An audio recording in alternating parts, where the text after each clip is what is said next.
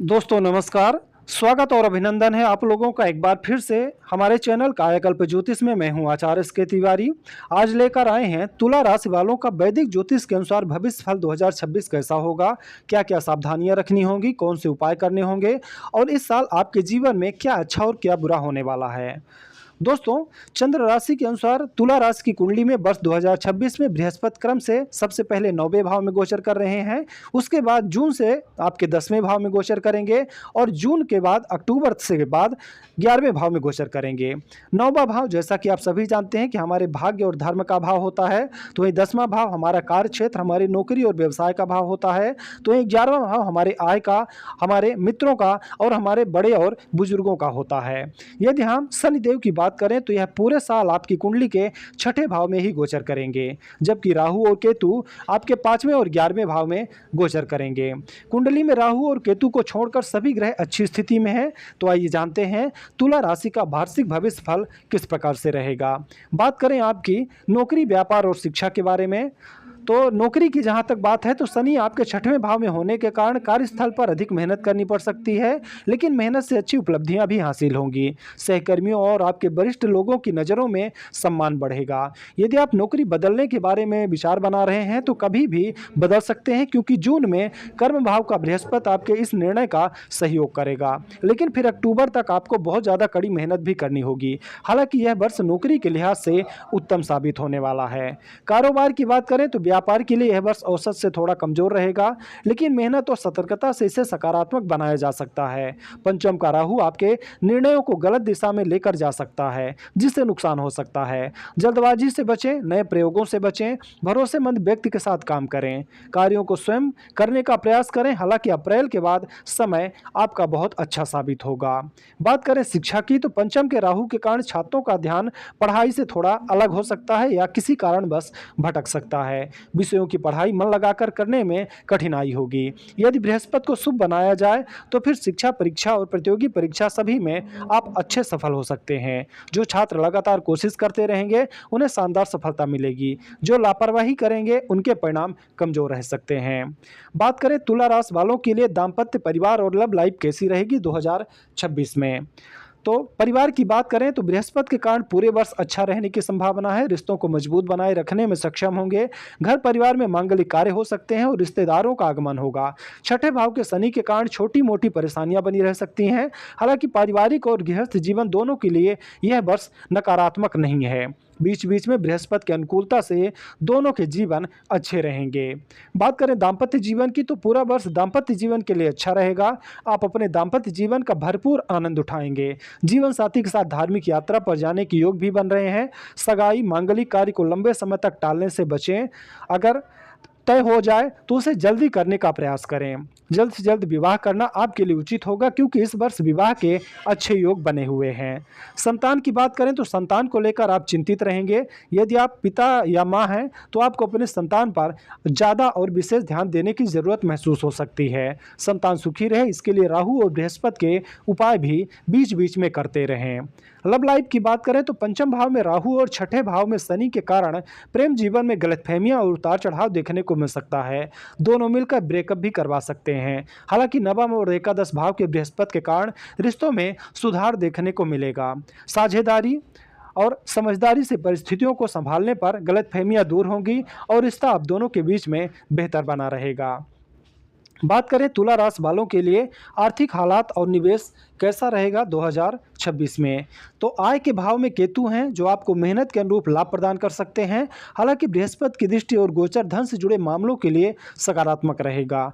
जून से अक्टूबर की स्थिति आपके लिए सर्वोत्तम अवधि रहेगी, जो आपको पर्याप्त मात्रा में बचत करने में सहयोग करेगी। आर्थिक जीवन के लिए वर्ष 2026 काफ़ी अच्छा रहेगा। चंदन का एक टुकड़ा हमेशा अपने पास रखेंगे तो राहु की शरारत से बचकर गुरु के सहयोग से माला माल हो सकते हैं। निवेश की बात करें तो यदि आप कहीं निवेश के बारे में विचार बना रहे हैं तो जून से अच्छा समय प्रारंभ होगा आपका। इस दौरान अगर आप निवेश करते हैं तो आपको अच्छा रिटर्न मिल सकता है। इसके साथ ही ट्रेडिंग और कमोडिटी बाजार को छोड़कर कहीं पर भी निवेश कर सकते हैं। गोल्ड में निवेश आपके लिए सबसे बेहतर साबित होगा। आपको जून के पहले तक बचत पर ज़्यादा ध्यान देना होगा और यदि आपकी संतान है तो आपको उसके करियर और सेहत को लेकर कोई प्लान बनाना चाहिए और उसे हर तरह की मदद भी करनी चाहिए। बात करें आपकी सेहत के बारे में तो छठे भाव का शनि सेहत को लेकर बेहतर बनाने का प्रयास करेगा। कोई बड़ी समस्या नहीं लगता है कि आपके जीवन में आने वाली है स्वास्थ्य को लेकर, लेकिन छोटी मोटी समस्याएं आ सकती हैं। पेट और मस्तिष्क से जुड़ी समस्याओं का खतरा बना रह सकता है। घुटनों की समस्या, कमर और जननांगों से संबंधित समस्याएं आपको परेशान कर सकती हैं। पहले से पीड़ित लोगों को थोड़ा सावधान रहना चाहिए। लेकिन कोई बड़ी समस्या, शनिदेव जब तक गोचर कर रहे हैं आपके छठे भाव में, तो ऐसी कोई बीमारी बड़ी आपके जीवन में फिलहाल तो नहीं आने वाली है। ऐसा भोजन ना करें जो आपके पाचन तंत्र को बिगाड़ता हो या जो आपके पचने में आसान ना हो। वाहन चलाते वक्त भी ध्यान देने की ज़रूरत है क्योंकि शनि आपके छठे भाव में गोचर कर रहे हैं, इसलिए दुर्घटना होने की संभावना भी बनी हुई है। स्वास्थ्य के मामले में देखा जाए तो गुरु और शनि का सहयोग मिलेगा, लेकिन राहु के कारण पेट और मस्तिष्क पर विशेष ध्यान दें। साथ ही बताए गए कमजोर समय के दौरान सतर्कता बरतना आपके लिए आवश्यक रहेगा। अब आइए जानते हैं साल 2026 में कौन से ज्योतिषी उपाय आपके लिए सबसे अच्छे साबित होंगे। तुला राशि के दोस्तों, चांदी के गिलास में पानी पिएं और प्रतिदिन हनुमान चालीसा का पाठ करें। चांदी के गिलास में आप रात को पानी डाल दें और सुबह उठकर सबसे पहले उसी पानी को पिएं। और अगर आप दिन में भी पीना चाहते हैं तो जब पानी समाप्त हो जाए तो दूसरा पानी उस गिलास में डाल दें। यह आप उपाय करें, आपके लिए बेहतर साबित होगा। रत्न की बात करें तो वैसे आपकी राशि का रत्न हीरा बनता है, लेकिन आप किसी अच्छे ज्योतिषी को अपनी जन्म कुंडली दिखा करके सलाह ले सकते हैं। और कोई दूसरा रत्न भी अगर आपके लिए नीलम या फिर पन्ना बनता है तो आप उसे भी इस साल धारण कर सकते हैं।